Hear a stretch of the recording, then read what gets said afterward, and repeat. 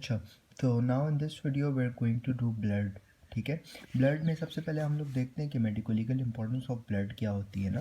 Medico legal importance of blood ये होती है, डिस्प्यूटेड मैटरनिटी का पता लगा सकते हैं, मतलब किसका बच्चा है। ठीक है, इसके अलावा डिस्प्यूटेड पैटर्निटी का भी पता लग सकता है। ठीक है, कि दो पेरेंट्स, दो मेल होते हैं, ठीक है, वो कह रहे होते हैं ये मेरा बच्चा है, ये मेरा बच्चा है, दूसरा कह रहा होता है मेरा बच्चा है। ठीक है, तो इसको आइडेंटिफिकेशन के लिए भी कर सकते हैं। इसके अलावा पॉइज़न भी बहुत सारे, पॉइज़न की केस में ब्लड में पॉइज़न आता है ना, तो हम पॉइज़न को भी मालूम कर सकते हैं। इसके अलावा ट्रांसफ्यूजन रिएक्शंस होते हैं ब्लड में, वोंड, एक्सीडेंट वगैरह में ब्लड जो है वो निकलता है, असॉल्ट में ब्लड का रोल होता है, poison, murder case, suicidal case, ये सारे medico legal importance of blood strain में आ जाते हैं। ठीक है, अच्छा, अब एग्जामिनेशंस हम लोग ब्लड की कैसे करते हैं, फिज़िकल होती हैं, केमिकल होती हैं। इसके अलावा हम लोग माइक्रोस्कोपिकल एग्जामिनेशंस करते हैं, सोलॉजिकल एग्जामिनेशंस करते हैं, और स्पेक्ट्रोस्कोपिक एग्जामिनेशंस करते हैं। सबसे पहले अब हम लोग फिज़िकल एग्जामिनेशंस पे आते हैं ना। फिज़िकल एग्जामिनेशन में सबसे पहले हम देखते हैं एज ऑफ द ब्लड। ठीक है, age of the blood, age of the blood में सबसे पहले अगर कोई फ्रेशली ब्लड है ना, फ्रेश ब्लड है, तो फ्रेश ब्लड जो होता है वो वेट होता है, रेड होता है और स्टार्ची टू फील होता है। ठीक है, वेट होता है, रेड होता है और स्टार्ची टू फील होता है। और अगर हाफ एन आवर बाद देखेंगे ना उस ब्लड को, तो वो जो है वो उंगलियाँ उस पर रखेंगे तो उंगलियाँ हमारी रेड हो जाएंगी, वेट हो जाएंगी। ठीक है, 2 आवर बाद जो है वो ऐसे स्टिकी टाइप हो जाता है। 3 to 8 आवर बाद जो होता है वो येलो टिंट उसमें आना शुरू हो जाता है। 24 आवर बाद जो है वो रेडिश ब्राउन होना शुरू हो जाता है। और फ्यू डेज़ बाद जो है ना वो ब्लड जो होता है वो ब्राउनिश टू ब्लैक की तरफ चला जाना शुरू हो जाता है। ठीक है, अब फॉर एग्जांपल कोई एनवायरनमेंट है ना, तो उसमें ब्लड की जो है ना, मतलब ज़्यादा देर तक वो अपनी असली हालत में रहता है कोल्ड एनवायरनमेंट में, जबकि हॉट एनवायरनमेंट में जल्दी ख़राब हो जाता है। फिर इसके बाद हम देखते हैं कि आर्टीरियल ब्लड है कि वीनस ब्लड है। ठीक है, अब आर्टीरियल ब्लड जो होता है ना, तो ये हमारे वो स्प्राउट करता है, मतलब फुवारे की तरह निकलता है। जबकि वीनस ब्लड जो होता है ना वो डार्क रेड होता है। ठीक है, और स्प्राउटिंग नहीं करता। ठीक है, वो ओजिंग करता है। आर्टीरियल ब्लड क्या कर रहा था, स्प्राउटिंग कर रहा था और ब्राइट रेड था। जबकि वीनस रेड जो है, ब्लड जो है वो डार्क रेड होता है और स्प्राउटिंग नहीं करता। ठीक है, अब आर्टीरियल ब्लड जो होता है हमें डीप इंजरीज के बारे में बता रहा होता है। ठीक है, अब इसके बाद हम लोग आते हैं, ये हमें पता लगाना होता है कि ब्लड जो है ये डेथ से पहले का है कि डेथ के बाद का है ना। और फॉर एग्जांपल अगर डेथ से पहले का ब्लड है ना, तो इससे हमें कैसे पता लगता है कि हम लोग जो है ना वो ब्लड जो है उसको देखते हैं ना। ठीक है, तो अगर वो लाइफ में ही वो निकल गया है ना बॉडी से, तो ऑब्वियसली बाहर जाके क्लॉटिंग होगी। जब क्लॉटिंग होगी तो ऐसे वो जब उसको हम उसको देखेंगे ना उस स्टेन को, तो हम उसको पील ऑफ कर सकते हैं। जबकि अगर डेथ के बाद का ब्लड निकला है ना, तो उस वो जो है ना क्लॉटिंग उसमें नहीं होती। जब हम उसको हाथ लगाते हैं ना तो पाउडर्ड हो जाता है। ठीक है, इसके अलावा डिफरेंट सब्सटेंसेस जो होते हैं वो ब्लड के स्टेन को डार्कन करते हैं, जैसे कि पान हो गया, कोई फ्रूट जूस हो गया, कोई कलर वगैरह हो गया, तो वो ब्लड के स्टेन को डार्क कर देते हैं। ठीक है, अच्छा, अब हम देखते हैं कि विक्टिम का ब्लड है कि एसॉल्ट का ब्लड है ना। तो विक्टिम में क्या होता है कि विक्टिम का ब्लड जो होता है ये विक्टिम का ब्लड जो होता है ये कपड़ों के अंदर होता है, और असॉल्ट का ब्लड जो होता है वो कपड़ों के बाहर होता है।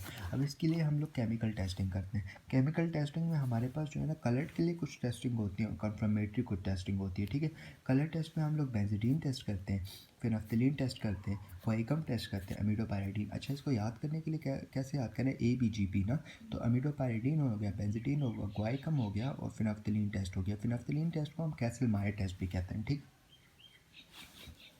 अच्छा, ये कलर टेस्ट हो गए। फिर कन्फर्मेटरी टेस्ट पे आते हैं। तो कन्फर्मेटरी टेस्ट में हमारे पास 2 टेस्ट होते हैं। हीमोक्रोमेटिन क्रिस्टल टेस्ट होता है जिसको आप तकायामा टेस्ट कहते हो। इसके अलावा हीमेन क्रिस्टल टेस्ट होता है जिसको आप टेकमान टेस्ट कहते हो। ठीक है, अच्छा, अब हम लोग करते हैं सबसे पहले जिस तरह मैंने याद किया ना, जिस तरह मैंने आपको बताया ना, ABGP ना, तो सबसे पहले करते हैं एमिडोपायरिडीन है।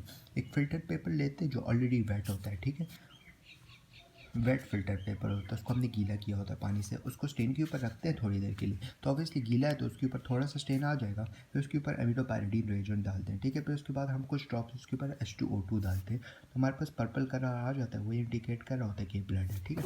अब बेंजीडीन टेस्ट में क्या करते हैं, सेम चीज़ करते हैं, मतलब वेट फिल्टर पेपर ले लेते हैं, उसके ऊपर हम लोग स्टेन के ऊपर रख देते हैं, फिर उसको हटाते हैं, फिर उसके ऊपर हम लोग बेंजीडीन रिएजेंट डालते हैं, फिर उसके बाद हम H2O2 के कुछ ड्रॉप्स डालते हैं, तो हमारे पास ब्लू कलर आता है, ठीक है।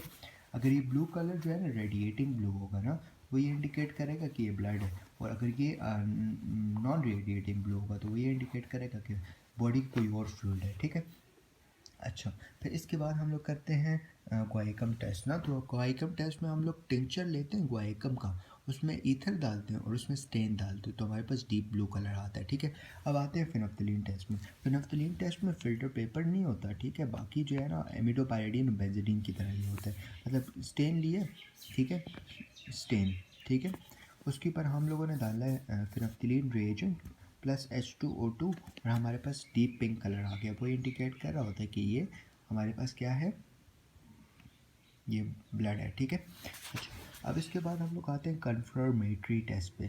कन्फर्मेटरी टेस्ट में हमारे पास हीमोक्रोमेटिन क्रिस्टल टेस्ट होता है और हीमन क्रिस्टल टेस्ट होता है, ठीक है। हीमोक्रोमेटिन क्रिस्टल टेस्ट पे आप लोग ड्राई जो है वो स्टेन लेते हो, ठीक है, ब्लड का, स्लाइड पे उसके ऊपर ताकायामा रिएजेंट डालते हो, फ्यू सेकंड वेट करते हो और कलर हमारे पास जो है वो पिंकिश कलर आ जाता है। अब ये कोल्ड इन्वायरमेंट में हम हीमोक्रोमेटिन क्रिस्टल टेस्ट करते हैं, ठीक है। अगर हम इसको स्पीड अप करना चाह भी रहे हो ना, तो ज़्यादा से ज़्यादा हम कितना स्पीड अप करेंगे, 37 डिग्री सेंटीग्रेड, ठीक है। फिर इसके बाद ना हम लोग हीमन क्रिस्टल टेस्ट करते हैं। हीमन क्रिस्टल टेस्ट को आप तैकमान टेस्ट भी कहते हो, ठीक है। तैकमान टेस्ट में क्या करते हो, स्टेन लेते हो, स्टेन में आप ग्लेशियर एसिटिक एसिड डालते हो, फिर उसके ऊपर NaCl डालते हो, हीट करते हो, फिर कोल्ड करते हो, और हमारे पास जो है ब्राउन रोम्बिक क्रिस्टल आ जाते हैं, जो ये इंडिकेट कर रहे होते हैं कि ये ब्लड है, ठीक है, दैट्स इट। अच्छा, अब हम लोग आते हैं स्पेक्ट्रोस्कोपिक एग्जामिनेशन। अब स्पेक्ट्रोस्कोपिक एग्जामिनेशन जो होती है ना, ये हमारे पास लाइक हम प्रिज्म लेते हैं, प्रिज्म के ऊपर ब्लड का स्टेन लगा देते हैं, ठीक है।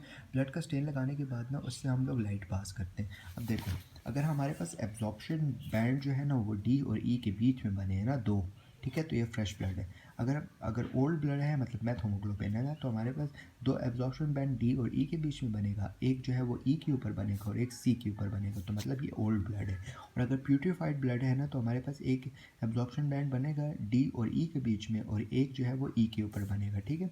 D और E के बीच में एक और एक E के ऊपर, ठीक है, दैट्स इट, थैंक यू।